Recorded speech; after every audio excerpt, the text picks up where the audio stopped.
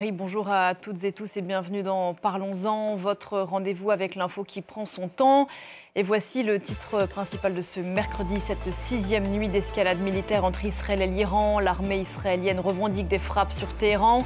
Les gardiens de la révolution iranienne, des tirs de missiles dits hypersoniques sur l'État hébreu. Donald Trump appelle, je cite, à une capitulation du régime islamique sans qu'on ne sache toutefois ce que ça veut dire. Comment précisément les dizaines de millions d'Iraniens vivent depuis 6 jours que la guerre a commencé? Les Iraniens qui sont là-bas, pour certains sous les bombes, et ceux qui ont fui leur pays ou leurs enfants ou leurs petits-enfants. C'est la question que nous avons voulu poser ce matin à nos invités réunis autour de ce plateau. Mariam Pirzadeh, Barré Akrami, Farid Vaïd et Sepideh Farsi. Et avec elle, une autre question. Est-ce que l'affaiblissement d'un régime largement honni par sa propre population, même par la guerre, peut représenter pour l'opposition une forme d'horizon?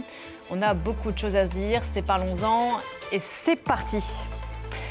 Bonjour Mariam Pirzadeh, bonjour, rédactrice en chef ici à France 24. Vous êtes chez vous, ancienne correspondante en Iran. À vos côtés, Farid Vaïd, bonjour. Bonjour. Spécialiste de l'Iran à la Fondation Jean Jaurès. Vous êtes le co-directeur de l'Observatoire Afrique du Nord et Moyen-Orient. C'est la tribune que vous avez publiée ces dernières heures dans les colonnes du Monde qui nous a inspiré le nom de cette émission et cette question posée. Est-ce que les Iraniens sont pris en étau aujourd'hui après 6 jours de guerre? En face de vous, Sepideh Farsi. Bonjour Sepideh. Bonjour. Ravie de vous recevoir à nouveau. Vous êtes réalisatrice. On avait longuement parlé, vous et moi, il y a quelques semaines, du film qui a eu beaucoup d'écho à Cannes. Votre dernier film, Put Your Soul on Your Hand and Walk, qui mettait en scène cette jeune photojournaliste qui a été tuée à Gaza. Et puis enfin, Barré Akrami, bonjour. Bonjour. Merci d'être là. Vous êtes dessinatrice et activiste française. On vous connaît aussi sous le surnom de Babou. D'abord, quelles sont vos nouvelles à tous d'Iran? Peut-être on peut commencer avec vous, Mariam. Comment s'est passée la nuit, les dernières heures? Alors là, pour le moment, c'est calme. Alors j'ai parlé jusque tard dans la nuit. Ce matin, Internet a été coupé, mais il est présent par le Wi-Fi. Donc les gens, de toute façon, restent chez eux actuellement. Il y a un petit peu un sentiment de panique parce que les banques sont fermées. Il n'y a aucune possibilité de payer avec sa carte bancaire, aucune possibilité de tirer de l'argent. Donc là, compliqué pour faire des courses. Les magasins restent ouverts. Mais c'est important de souligner que le bazar de Téhéran reste fermé de nouveau. Il a été fermé très peu de fois. C'est rarissime. Hein. C'est rarissime. Une fois lors de la révolution islamique de 1979, ensuite durant la guerre Iran-Irak entre 1980 et 88, et maintenant, c'est dire l'importance de ce qui se joue en ce moment en Iran. Des personnes qui ont quitté l'Iran, ont trouvé refuge dans le nord ou à 2 heures de Téhéran, d'autres qui ne veulent pas partir, qui ne veulent pas laisser leur maison, qui n'ont nulle part où aller, qui n'ont pas d'argent et qui espèrent juste se réveiller le lendemain vivant. Pour l'instant, 6 jours de frappe, presque 600 morts dans l'immense majorité, Farid Vaïd, des civils. Oui, des civils. D'ailleurs, je trouve qu'on n'en parle pas du tout. Je pense, pour parler un peu des Iraniens, c'est ce qui choque aussi un peu. Vous savez, les Iraniens, ils ont une conscience politique et géopolitique. À la limite, l'action israélienne, elle peut se comprendre. C'est pas du tout pour une raison nucléaire. Ça, c'est un non-sujet. Bon, ça a été démontré par les spécialistes. Les Israéliens cherchent un changement de régime. Ils pensent avoir trouvé une fenêtre de tir pour se débarrasser de leur ennemi juré. Ça, dans la tête des Iraniens, c'est très clair? Oui, c'est très clair, ouais, parce qu'ils sont pas idiots et ils lisent un peu des livres et des articles, donc ils le savent. C'est moins clair ailleurs, mais c'est clair en Iran. Après, ce qui est beaucoup plus difficile à comprendre, c'est que ça reste quand même une action. Même si du côté israélien, ça peut paraître légitime pour leur sécurité nationale, du point de vue du droit, c'est complètement illégal. Ça aussi, c'est absolument clair que taper sur des installations nucléaires, taper sur le siège de la radio-télévision, même si c'est des gens absolument détestés en Iran, ça reste illégal. Et de voir que les Occidentaux, alors, ils n'ont aucun mot pour condamner les actions israéliennes, ou au moins dire, nous invitons l'armée israélienne à faire preuve de retenue sur ces frappes sur les civils. C'est vrai qu'à un moment, on se pose la question, bon, on a parlé beaucoup de femmes liberté pendant 3 ans. On a le sentiment d'un coup, il n'y a plus d'Iraniens, il n'y a que des terroristes sur le territoire iranien, quoi. Donc. Sepideh, ces victimes civiles, vous aussi, vous trouvez qu'on n'en parle pas beaucoup? Oui, non, c'est hallucinant.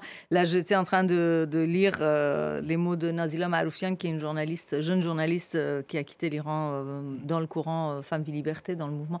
Puisqu'elle est d'origine kurde, elle disait que ne serait-ce qu'à Kermanshah et dans la région nord, on parle de 150 morts au bas mot on n'entend pas du tout ces chiffres-là. Ça, c'est juste sur une partie du Kurdistan iranien. Donc les chiffres, même les 600, probablement, c'est une sous-estimation. Et les blessés, enfin les infirmiers disent qu'il n'y a plus de repos. Ils enchaînent, astreinte sur astreinte. C'est une catastrophe. Et on n'en parle pas. C'est comme si, en fait, moi, j'ai fait d'autres émissions et le sentiment que j'ai, on me demande, vous êtes heureuse que le régime va tomber? Je dis, mais attendez, mais de quelle manière? Comment ça, être heureuse que les bombes tombent sur l'Iran, sur les civils? Et ils me disent, alors vous êtes d'accord avec le nucléaire? Je dis, mais ça n'a rien à voir. Il y a un amalgame monstrueux qui est en train d'être fait entre... Voilà, le fait que l'Iran joue avec cette menace sur Israël, le fait que Trump est là et Netanyahou se croit tout permis et il y va, et en plus ça floute les choses par rapport à Gaza et Palestine. On va y revenir bien sûr. Ça jette de la poudre aux yeux et du coup les civils iraniens sont en train de mourir, mais vraiment mourir quoi. Ma mère elle devait partir, elle est coincée toute seule, elle a 82 ans, c'est juste un exemple comme ça. Je panique même pas pour ma mère, elle est très calme, mais je veux dire il y a des gens qui sont vraiment sachant qu'il y a eu Bahreïn notamment des sortie d'on ne sait où, des injonctions de Donald Trump à évacuer l'intégralité de Téhéran. Il y a eu des injonctions israéliennes à évacuer certains quartiers de Téhéran. C'est vrai qu'il y a de quoi créer la panique. Ça paraît pour le coup assez... Effectivement, on n'en parle pas assez parce que par exemple, c'était la nuit dernière où Donald Trump, à 3h heure de Téhéran, il fait un tweet en disant il faut évacuer... La nuit précédente. La nuit précédente, ouais. Il faut évacuer complètement la ville de Téhéran. Donc en fait, les Iraniens, ils se réveillent, ils voient ça. Téhéran, c'est quand même plus de 15 millions d'habitants, quoi. Donc évacuer complètement la ville comme ça. Et donc ces injonctions aussi, elles sont faites par les Israéliens aussi pour dire, une fois qu'ensuite ils vont bombarder, pour dire « Ah ben on vous avait prévenu ». On vous avait prévenu. Et là, c'est pour se dédouaner, se déculpabiliser. Et c'est bien sûr ce qu'ils ont fait aussi au Liban. Maintenant, ils ne prennent plus la peine de faire ça à Gaza. Ils bombardent directement. Il n'y a plus de messages. Mais oui, ça, on n'en parle pas assez. Et donc, cette population, elle est terrorisée, en fait. Moi, ma famille proche, elle vient plutôt d'Isfahan. Et eux, ils ne peuvent pas partir. Et donc, toute la nuit, ils entendent les missiles qui passent. Et ce qu'on nous disait, moi, ce qu'on me dit, c'est vraiment, ils viennent, ils bombardent comme s'ils étaient chez eux, quoi. Et c'est ce sentiment-là que les Iraniens, ils ont. D'autant que, j'allais dire qu'en plus, il n'y a aucune certitude que lorsque, admettons que plusieurs millions de personnes puissent partir en quelques heures, admettons. C'est exactement ce qui se passait à Gaza. En fait, ils partaient et on bombardait là où ils arrivaient. C'est-à-dire que Fatem, l'été dernier, pendant un des épisodes, elle me racontait ça. C'est-à-dire ils ont fait du trajet à pied à Gaza. Mais Fatem, qui est la jeune femme que vous avez suivie dans votre film. Pardon. Et en fait, arriver là où on leur avait dit, les Israéliens leur avaient dit d'aller, ils ont bombardé là où ils étaient allés. Vous disiez, me semble-t-il, juste avant que l'émission commence, Farid, que dans la psyché iranienne, pour que tout le monde comprenne bien, on savait que cette guerre, ça fait 46 ans que les Iraniens savaient que quelque chose de cet ordre-là allait arriver. Alors peut-être pas dans cette dimension et peut-être pas des images d'explosion de cette façon à Téhéran. Non, je pense qu'il y a beaucoup de colère quand on parle à nos amis iraniens sur place ou à la famille, contre le régime aussi, et surtout contre le régime, qui est le principal responsable de ce qui se passe, c'est quand même l'ayatollah Khamenei, dans le sens où ça fait quand même 40 ans qu'ils menacent Israël. Tous les vendredis, ils disent mort à Israël. Ils disent qu'on est prêt, on va faire la guerre, on va libérer Jérusalem. Tandis que on rappelle que la destruction d'Israël, c'est dans la colonne vertébrale de la République islamique. Parce que c'était la seule façon pour un pays perse et chiite d'avoir une influence au sein des pays de la région. Donc en fait, ils ont instrumentalisé la cause palestinienne, qui n'a d'ailleurs pas servi aux Palestiniens. Et les Iraniens, ils n'ont jamais partagé cette obsession israélienne. Mais aujourd'hui, c'est eux qui payent le prix.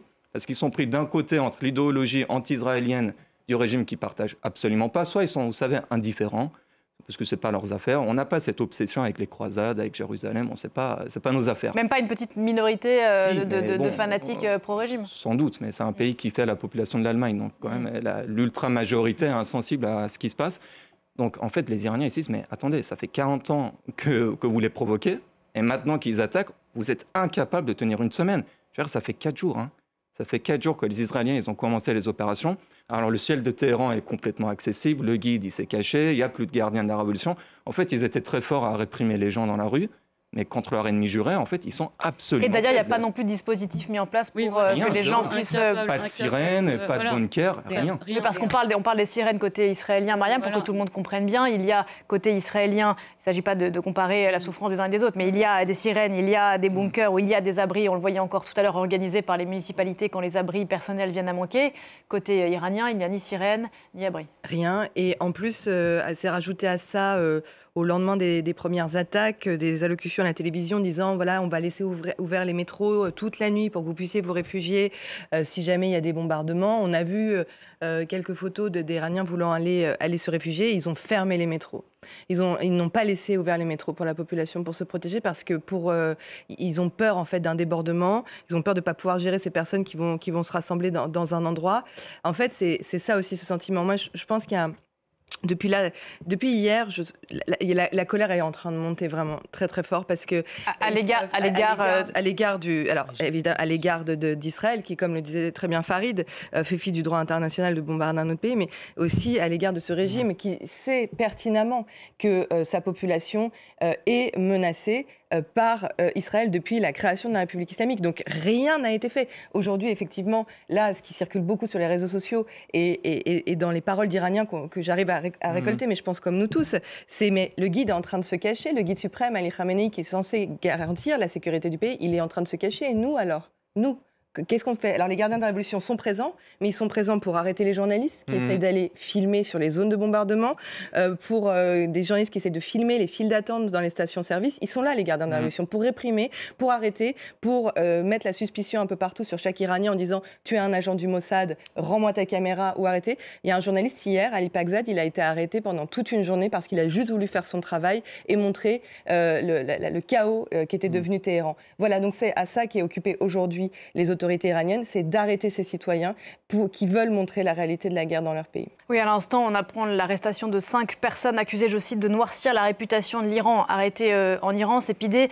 Ce que raconte Mariam, c'est très intéressant. Il y a l'urgence de la guerre, mais dans cette urgence-là, l'urgence du régime, c'est de serrer encore un peu plus les vis de la répression, de la suspicion. On est rentré dans une espèce de paranoïa folle. Complètement. Ce que je crains, je ne suis pas la seule, je pense qu'on craint tous beaucoup ça, c'est la répression, c'est la vague de répression qui va arriver. Ça va être... Une certitude. Oui. Il faut se souvenir des exécutions massives qui ont eu lieu en Iran en 1988. Pendant un été, les chiffres, c'est entre 3005 et plus de 5000 prisonniers politiques qui ont été exécutés. C'était juste avant de capituler, juste avant la fin de la guerre, au moment de signer le traité pour le cessez-le-feu avec l'Irak. Après la guerre Iran-Irak. Tout à fait. Et ça va arriver, avec aussi moribond que le régime soit. Et je pense qu'ils sont vraiment en zizanie. Ils vont faire ça. Donc ça, c'est vraiment à craindre. Et effectivement, la répression des artistes, des journalistes, des cinéastes. Alors, les gens... Ça dépend de chacun et chacune. Il y en a qui risquent et qui parlent. Il y en a beaucoup aussi qui n'osent pas parler à visage découvert parce qu'ils savent que ils peuvent encore être tout à fait ciblés par le régime. Mais c'est un sentiment mitigé. Oui, ils ont l'impression d'être en fait pris entre deux géants maléfiques là, qui se jettent et le peuple est là, les Iraniens comme d'ailleurs les Israéliens aussi. Mais je pense que le sentiment n'est pas le même. J'ai l'impression que côté Israël, le ressenti est différent. En tout cas, côté iranien, je peux le dire, effectivement, je rejoins mes amis.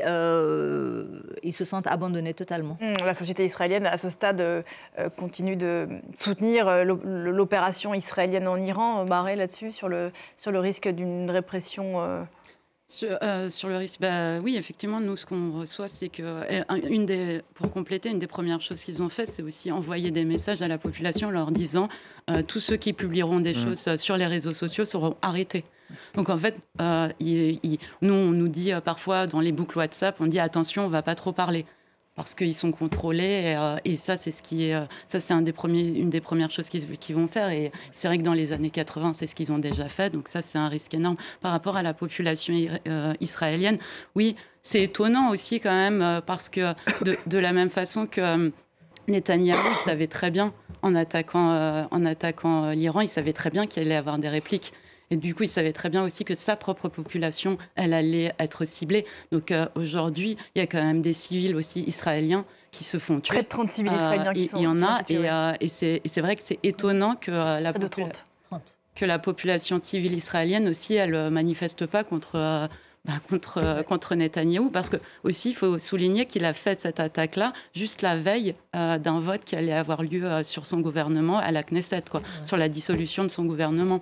Donc il y a ça aussi côté israélien. Moi, pour le coup, on va parler de l'Iran, mais moi je suis étonnée aussi de ce côté-là. Pour préciser ce que vous venez de dire, il a lancé l'offensive après que ce vote a échoué à la Knesset, que l'opposition a effectivement tenté de rallier la frange orthodoxe, super orthodoxe de son gouvernement pour tenter de le renverser, tentative qui a échoué. Avant d'aller plus loin dans cette discussion, parce qu'on est là avec des gens qui connaissent très bien l'Iran et ce n'est pas forcément le cas de tous ceux qui nous regardent et on pense à vous, on a essayé de proposer quelques minutes d'explication sur l'état dans lequel se trouvait l'Iran et surtout la société iranienne avant que cette guerre ait lieu, parce que pour comprendre l'impact des bombes, il faut comprendre sur quel terreau elles tombent, ces bombes. Et c'est Sophie Samaï qui a fait cet exercice pour nous. On regarde les images. Sur le papier, l'Iran a tout d'un géant. Deuxième plus grand pays du Moyen-Orient par sa superficie, peuplé de plus de 90 millions d'habitants, le pays est riche de sa diversité avec un grand nombre d'ethnies comme les Perses, les Kurdes ou encore les Azéris. Mais sur le plan social, la réalité est tout autre. Depuis la chute du Shah en 1979, l'Iran est une république islamique qui pratique la charia. Le régime supprime toute trace d'occidentalisation et de libéralisation des mœurs, à grand renfort de restrictions de liberté et de répression violente. Selon Amnesty International, l'Iran est le deuxième pays qui exécute le plus de condamnés au monde. L'ONG estime que 74% des exécutions enregistrées dans le monde en 2023 ont eu lieu en Iran. Les arrestations d'ailleurs sont légion tant les libertés sont restreintes. Ici, danser ou chanter en public est strictement interdit et les femmes en particulier ont vu leurs droits réduits à peau de chagrin avec les années. Obligées de porter le voile islamique et de se couvrir le corps. Mais en 2022, un événement marque un changement radical dans la société iranienne. La mort de Mahsa Amini, jeune kurde de 22 ans, tué par la police des mœurs pour avoir mal porté son voile. Des femmes d'abord, rejointes ensuite par des hommes, descendent protester dans les rues malgré le danger et la répression. Le mouvement Femmes, Vie, Liberté est né. Depuis le mouvement Femmes, Vie, Liberté, les regards sur les femmes ont changé. Les gens nous respectent, ils respectent nos choix.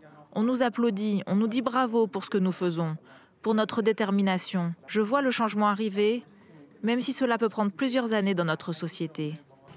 Traversée par la contestation, la société iranienne apparaît profondément divisée. Deux camps s'affrontent.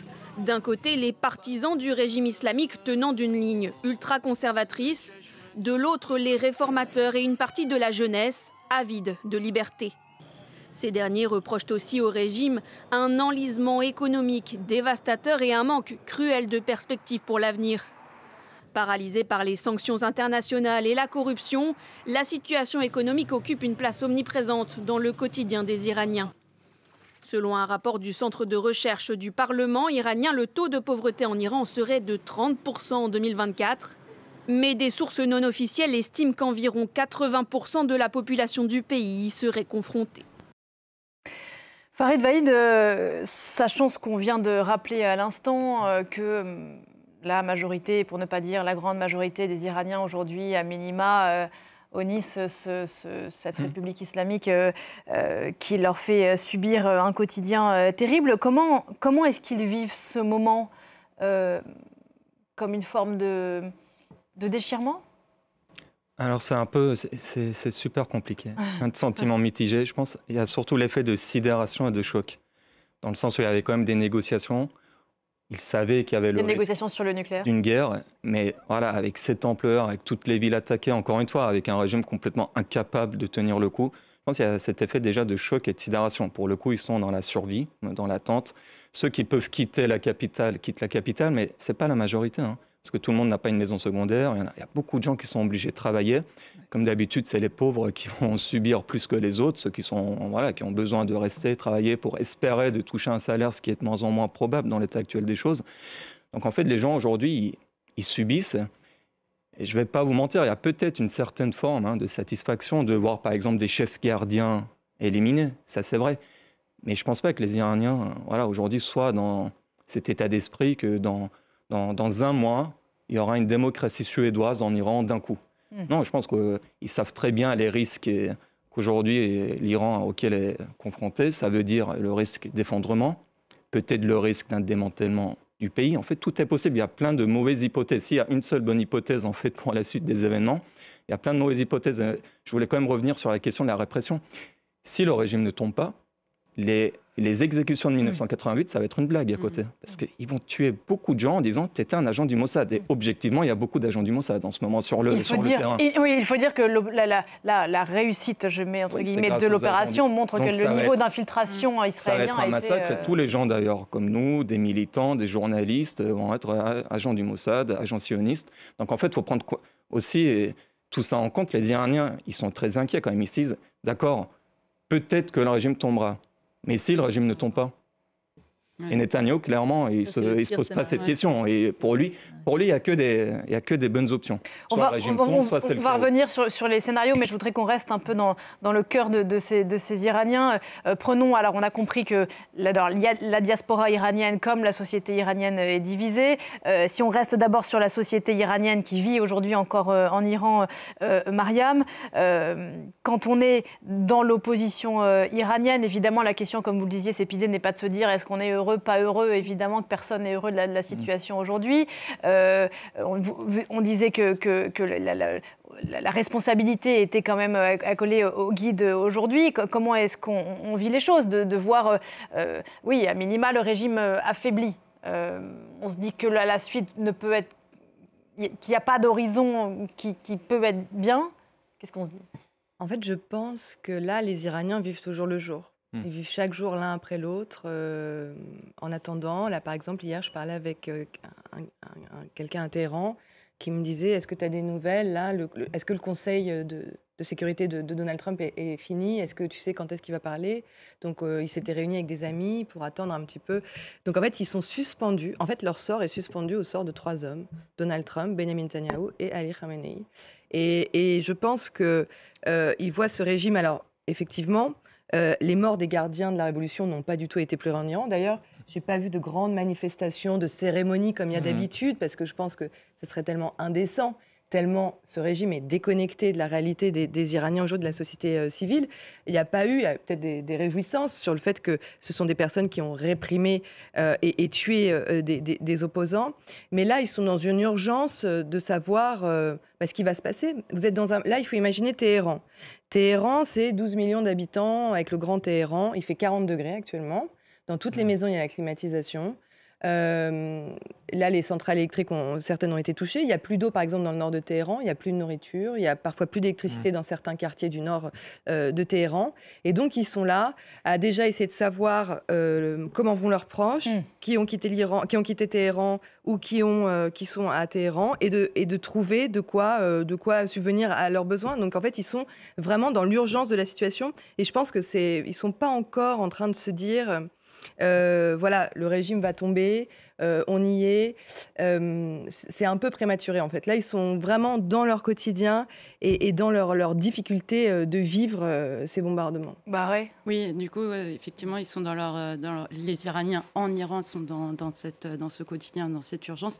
Et c'est d'autant plus, pour parler de la diaspora et des Iraniens de l'extérieur, c'est d'autant plus choquant quand on voit des messages comme le fils du Shah qui a hier qui s'est adressé directement au peuple iranien. Donc le fils du Shah qui vit aux États-Unis, qui a appelé les Iraniens à profiter de la situation pour se dissocier, je cite, oui, en fait, régime. Il a dit moi, j'ai un plan pour après la chute du régime. Par contre, j'ai pas de plan pour la chute du régime. Donc, vous débrouillez-vous pour faire chuter le régime. Et puis moi, après, j'arrive avec mon plan. Donc, en fait, ça aussi, c'est quand même très... bon, si la situation n'était pas si grave, c'est quand même risible parce qu'effectivement, comme Mariam l'a répété, à l'intérieur du pays, les gens, ils sont là pour leur survie. Et donc, venir de l'extérieur et faire des plans... Enfin, dire qu'on a des plans pour l'après, c'est un peu... Oui, on a entendu une partie de cette diaspora iranienne, donc notamment la frange royaliste, qui soutient notamment les descendants du dernier Shah d'Iran, se réjouir de ce qu'Israël pourrait faire tomber le régime par la force. Il y a des gens qui disent ça aujourd'hui. C'est inaudible pour vous? Il y a des gens qui disent oui, c'est indécent de se réjouir que son peuple se fasse bombarder, parce qu'encore une fois, on ne libère pas une population par les bombes. Ce qui aurait pu, et si vraiment le souhait d'ailleurs de Netanyahou était de sauver la population iranienne et des Occidentaux, ce qu'ils auraient fait, c'est plutôt soutenir le mouvement Femmes, Vie, Liberté. C'est plutôt ça qu'ils auraient dû faire, mettre des sanctions et surtout aussi arrêter de faire du business depuis 20 ans avec l'Iran. Parce que si on parle aussi des Occidentaux, c'est quand même aussi... risible, encore une fois, c'est le mot que je prends, mais quand on entend... moi, j'ai été profondément choquée hier quand j'ai vu les propos du chancelier allemand qui a dit qu'il trouvait qu'il remerciait les Israéliens de faire le sale travail et qu'ils avaient beaucoup de courage. Alors, c'est drôle, c'est très drôle de la part d'un pays qui était un des principaux partenaires commerciaux de la République islamique. Donc, en fait, on voit que c'est toujours une question d'intérêt économique et pas du tout... leur problème, c'est pas du tout la population. Donc, quand cette frange-là de la diaspora aussi vous explique que Netanyahou, il bombarde l'Iran pour sauver le peuple, on n'y croit pas vraiment, en fait, quand on voit ça. Sur un souvenir de commerce que fait l'Allemagne avec le régime iranien, je me souviens très bien, j'étais encore en Iran, début de la guerre, Irak-Iran. C'est bien de dire qui attaque qui, en fait. Hier soir, j'entendais la guerre Iran-Israël, c'est la guerre Israël-Iran. Dans cet épisode-là, c'est vrai que la République islamique... Ça n'enlève rien à la menace que le régime faisait peser sur Israël, etc. Dans cet épisode précis, depuis quelques jours, c'est Israël qui a attaqué d'abord. L'Allemagne vendait des gaz à Saddam et des masques anti-gaz à l'Iran. C'est ça l'état des choses, en fait. C'est business as usual. Et maintenant, il dit, oui, on fait le sale boulot, ça me met dans un état... mais en fait... Aujourd'hui, on est... Pour revenir aux Iraniens... Exactement. Les jeunes adultes ou les jeunes parents, c'est des enfants qui ont vécu la guerre Irak-Iran et qui maintenant essayent de protéger leurs enfants. J'ai vu une image qui m'a vraiment bouleversée, un jeune artiste qui a mis les fameux scotch qu'on met sur les vitres de l'appartement pour pas que ça blesse en tombant. Et il a fait des dessins avec les scotch pour que son enfant soit pas traumatisé avec des couleurs de scotch différents, etc. Il avait fait c'est parce que eux, ils les ont vécus enfants, en fait. Ils ont grandi avec ça. On a vécu... La génération de mes parents, ils ont peur d'une révolution. Ils ne veulent pas de renversement, violent. Ils veulent une transition démocratique parce qu'ils ont déjà donné... Ma mère, tu lui parles de révolution, elle court, elle tombe, elle pleure tout de suite. Et celle d'après, en fait, c'est la guerre aussi. Donc, en fait, les Iraniens n'aspirent qu'à ça, à une transition démocratique. Et effectivement, comme Bahole le disait, on a déjà fait... 2022, n'est que la dernière vague. Il y en a eu plein d'autres avant, en fait, des vagues et des mouvements pacifiques et pacifistes qui voulaient une transition... Ce que dit l'opposition, c'est... faire tomber le régime, oui, mais pas comme ça. C'est à nous de le faire. Ça fait des années qu'on le dit, que soutenez les dissidents de l'intérieur et les dissidents de la diaspora qui soutiennent ceux de l'intérieur, en fait, avec les mêmes. Le mouvement Femmes et Liberté, c'est quand même un des plus beaux mouvements du 21e siècle, quand même, de lutte par les femmes en plus, et ça a été lâché. Il y a le 7 octobre qui est arrivé, on est parti sur autre chose, et maintenant, on attaque l'Iran et on oublie autre chose aussi. On oublie la Palestine et le génocide à Gaza, mais je veux dire, en Iran, la transition, la bonne, ne peut être que démocratique et par l'opposition sur place. C'est vrai que cette jeunesse-là qui était au centre du mouvement Femmes, Vie, Liberté, là, voir qu'ils n'ont pas été soutenus et par contre là, ils se font bombarder, je veux dire, c'est quand même... faut remettre les choses, quoi. C'est rageant, quoi. C'est vraiment rageant. Farine ? Je pense qu'il faut poser la question, en fait, vous demander, est-ce qu'il faut changer le régime de cette manière ? moi je poserais surtout la question, est-ce que le régime va tomber de cette manière? En fait, qui donne cette garantie? Imaginons, d'accord, il y a une frange de la diaspora, c'est vrai, qui existe, qui ont le droit de dire ce qu'ils disent. Nous, on aspire à la liberté d'expression pour tous. Hein. Nous, on veut un Iran avec un régime démocratique parlementaire. Si le parti royaliste, communiste, peu importe, il arrive avec 40% de la majorité, bah, très bien, on verra. De toute façon, aujourd'hui, aucun Iranien peut dire quels seront les équilibres de pouvoir dans un Iran libre. Parce qu'il n'y a pas de sondage, c'est difficile à le dire. Mais la vraie question, ils disent le régime va tomber avec les attaques israéliennes. Très bien. Et si ça ne tombe pas? Qui sera le responsable? Est-ce qu'ils prendront la responsabilité? Parce que nous, à Paris, à Washington, à Stockholm, à Londres, c'est facile de dire bombardez-les. Nous, on ne risque rien. On va sortir, on va prendre notre taxi, on rentre chez nous, on va prendre un café. Mais ceux qui sont sur place, vous savez, il y a un côté indécent aussi, en fait, à rentrer dans ce genre de jeu, je vais dire de science-fiction. En fait, c'est de la science-fiction, ça ne marche pas comme ça dans la diplomatie. La révolution, ça ne marche pas comme ça. Ça ne marche pas comme ça. La Révolution française, c'est Voltaire, c'est Jean-Jacques Rousseau. Voilà, il y a tout un mouvement intellectuel et après, ça finit avec un mouvement armé sur place. Sur place. Vous pouvez bombarder tant que vous voulez l'Iran, tant qu'il n'y a pas des gens qui prennent des armes à terrain, il ne se passera rien, de toute façon. Donc en fait, là, on est quand même très loin de ces dynamiques-là, comme disait Mariam. Vous appelez les Iraniens et ils disent on n'a pas d'eau, il n'y a pas d'argent, on ne sait pas si on va pouvoir se nourrir. Donc déjà, les attaques, quand ils s'arrêteront, on verra ce qui se passera. Mais je trouve vraiment indécent de la part des Iraniens de l'étranger. Hein. Ouais. Vous savez, beaucoup d'Iraniens de l'intérieur disent de toute façon, vous êtes partis. Bah, revenez sinon. Revenez. Cette partie de la diaspora qui dit il faut faire la révolution, bah, faites comme Rima Hassan. Prenez un bateau, Golfe Persique, et vous arrivez. Après, vous verrez ce qui se passe. En plus, ils sont quand même ultra minoritaires. Oui, bien sûr. Il faut le dire, mais voilà, faut dire quand même, en Iran, alors c'est très très minoritaire, mais il y a des personnes qui attendent et qui attendaient des frappes israéliennes en disant, il y en a même, et c'est assez choquant, qui comparent avec le régime nazi de l'Allemagne. Voilà, il y a eu des millions de morts pendant la Seconde Guerre mondiale en Europe, mais on a été libérés des nazis. Nous, c'est pareil. Moi, il faut le dire, j'ai entendu, c'est très minoritaire. Ça, c'est important de le souligner. Bien sûr. Et puis voilà, mais c'est important quand même de donner l'éventail mais c'est important positions des uns. C'est minoritaire à l'intérieur du pays, mais par contre, à l'extérieur, là, dans les prises de parole qui ont pu être notamment entendues en France, c'est vrai qu'on entend souvent les Iraniens sont contents d'être bombardés, ce qui est faux. J'ai un chiffre à donner là, quand il y avait eu quand il y a eu cette espèce de Man Vekolat Midaham, le mouvement je donne procuration au fils du Shah, donc à Reza Pahlavi, il y a eu au plus haut, je pense, 400 000 signatures récoltées de gens qui se sont prononcés en toute liberté à l'extérieur du pays, bien au chaud, en Californie ou en Europe, ils donnent procuration. 400 000. Procuration, pourquoi, pardon, je suis pas sûre dessus. Prendre le leadership, le lead du mouvement au moment des femmes de liberté. Parce qu'un coup, il dit je veux être roi, un coup, il dit non, je veux être le garant de la transition démocratique. Peu importe, je sais pas, on ne sait pas ce qu'il veut être, mais en tout cas, 400 000 personnes qui lui ont donné 400 000, c'est combien de pourcents? C'est même pas 1,5% du... Voilà. Donc en fait, il faut mettre dans le contexte de la population quand même. C'est ridicule, là. C'est archi minoritaire, mais ils sont très loud. Oui, très audibles. Aussi, c'est que sur les réseaux, d'ailleurs, en Iran, les gens, ils sont choqués, en fait. Ils disent, vous vendez... vous êtes en train de vendre le pays, en fait, à Netanyahou pour pouvoir avoir le pouvoir et retourner au pouvoir. Et ça choque profondément les Iraniens, qui sont un peuple très fier, d'ailleurs, il faut le souligner.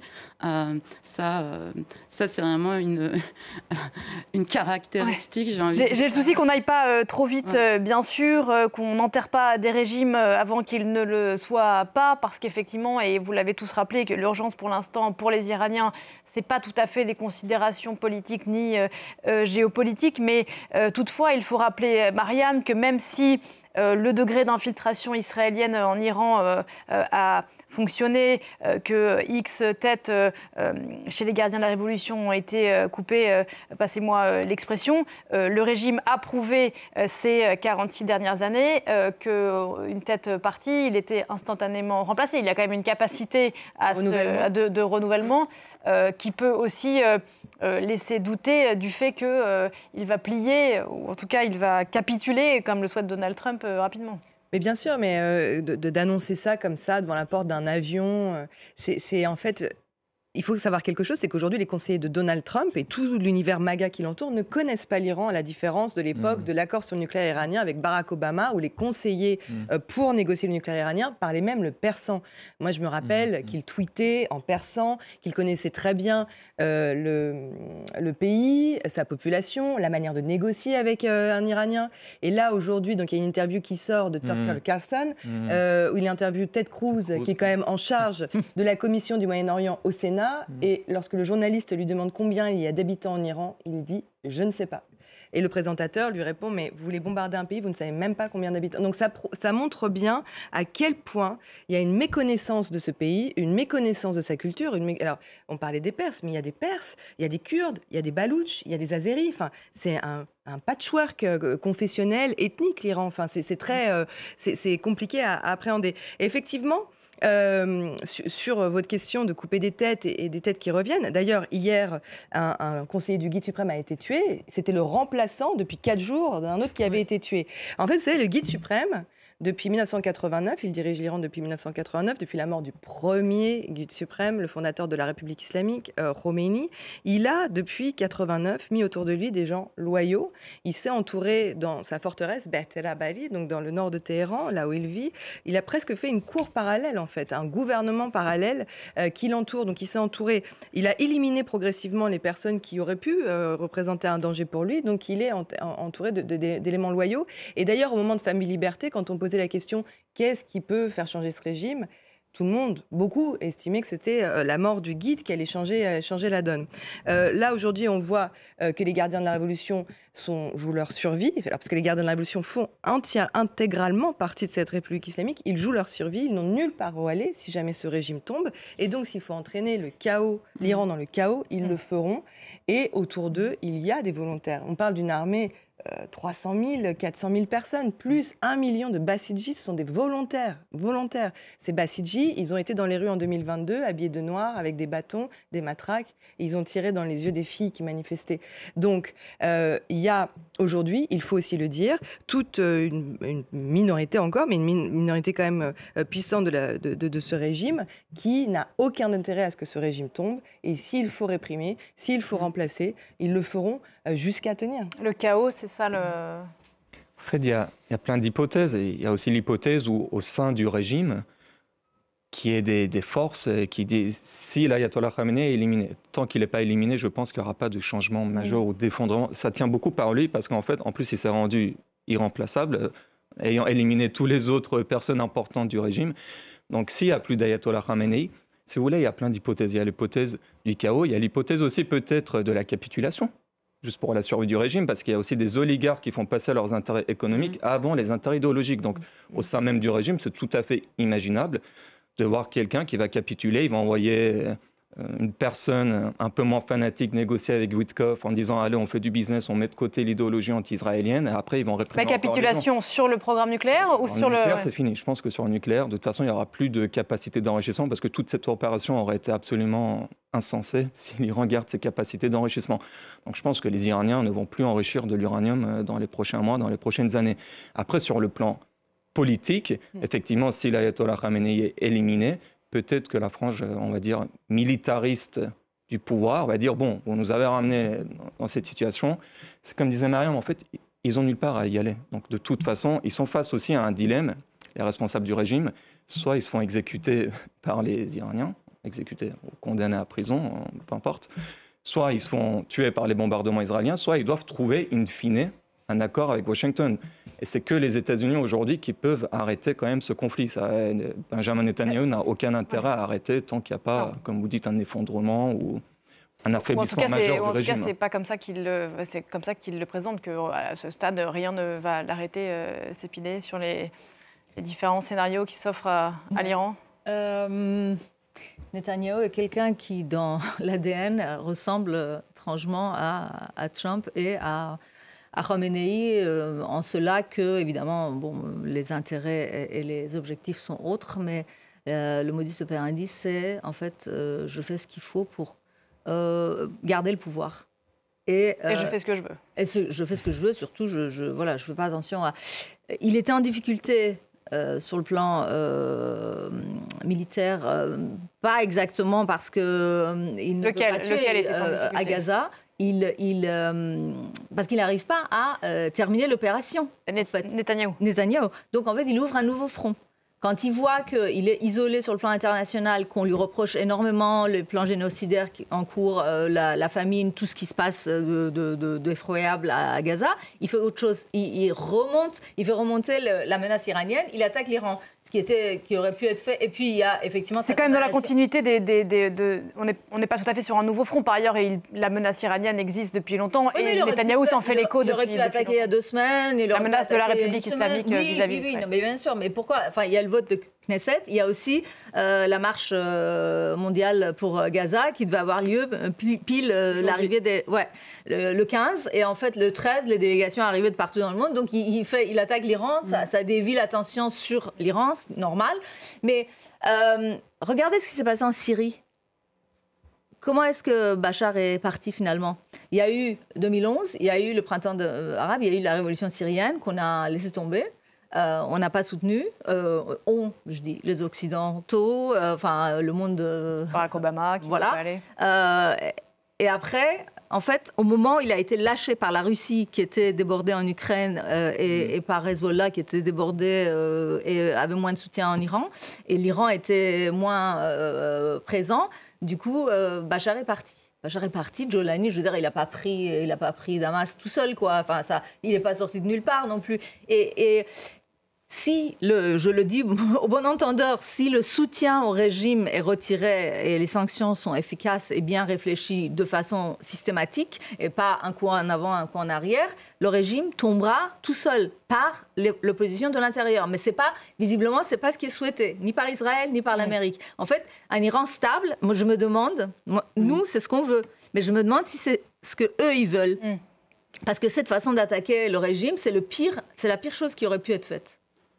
Oui, parce que maintenant qu'on est c'était justement parce que maintenant qu'on est à ce stade de guerre totale, effectivement, les Européens, et notamment la France, il faudrait que si l'Iran retourne à la table des négociations, donc maintenant il n'y a plus trop le choix, mettre dans la balance aussi le retrait du guide, ouvrir les prisons. Ouais. Parce qu'en Iran, dans la prison d'Evin, c'est là où vous avez toute l'opposition. Il y a 2 Français d'ailleurs. Et les otages français. Donc il faudrait mettre tout ça dans la balance en fait. Et il faudrait que la France et l'Europe jouent ce rôle-là pour avoir un Iran démocratique. C'est ça en fait qu'il faut mettre en avant.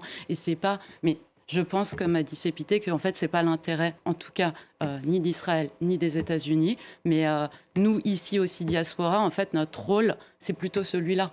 C'est d'alerter et de pointer, en fait, ce sujet-là. Mariam ?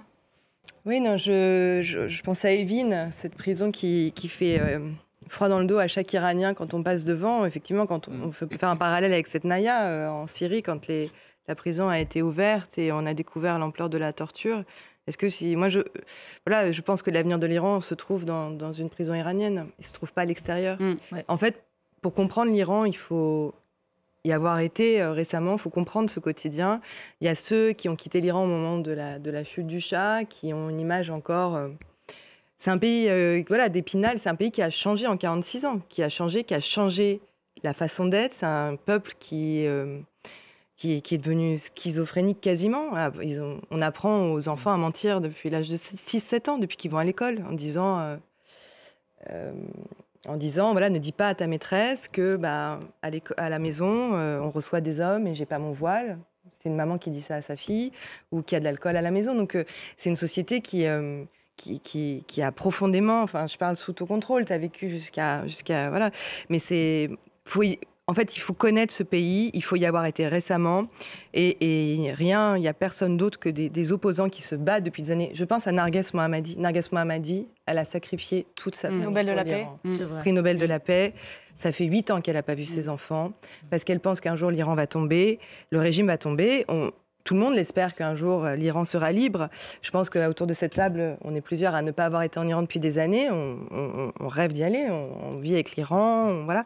Je suis un peu émue parce que c'est quelque chose qui que tout le monde a en tête, évidemment, et dans son cœur. Mais voilà, il y a la réalité des choses, et la réalité, elle est beaucoup plus complexe que de parler devant une porte d'avion et de dire qu'il faut évacuer Téhéran, ou de demander et d'utiliser ce fabuleux slogan qui est « Femme, vie, liberté », comme l'a fait Benyamin Netanyahou, qui a horrifié certains prisonniers de la prison d'Evin. Voilà, d'un mot, c'est plus compliqué que de demander à un Iranien s'il est content, oui ou non, A ou B, de la situation actuelle. On manque cruellement de nuances et de subtilité. Et l'Iran, c'est un pays très complexe, avec beaucoup d'émotions, mais je pense qu'on peut tous se mettre d'accord qu'on veut tous un changement de régime. Ce pays mérite la démocratie. C'est un magnifique peuple culturel. C'est triste ce qui leur arrive. Moi, je parlais avec mon frère l'autre jour, il a 17 ans, il parlait comme un homme de 50 ans. Il disait, écoute, il y a eu le Covid, il y a eu les sanctions, il y a eu des histoires personnelles de notre famille. Et maintenant, il dit, voilà, c'est ma première année à la fac, j'avais envie d'en profiter, et c'est la guerre. Donc en fait, c'est un peuple qui souffre. On espère que un jour, ça se terminera. J'espère avoir apporté nuance et quelques explications. C'est pidé d'un mot. Je voulais rappeler, après-demain, il y a une manif à 18h30, place de la Panthéon, pour dire que les femmes baloutches ont fait un communiqué magnifique. Donc on sait que c'est les plus réprimés. Les 3 mots-clés, c'était non à la guerre, non à l'occupation d'Israël et non à la République islamique, la dictature. Merci beaucoup, Sepideh Farsi. Merci d'être venu sur ce plateau. Barré Akrami, merci beaucoup à vous également. Farid Vaïd, merci encore. Mariam Pirzadeh, vous êtes ici chez vous, ancienne correspondante de la rédaction de France 24 en Iran. Une émission à revoir en replay, à réécouter en podcast. On se retrouve dans un quart d'heure. Vous retrouverez plutôt Pauline Godard dans un quart d'heure pour la suite de ce rendez-vous d'infos. Et moi, je vous dis à demain.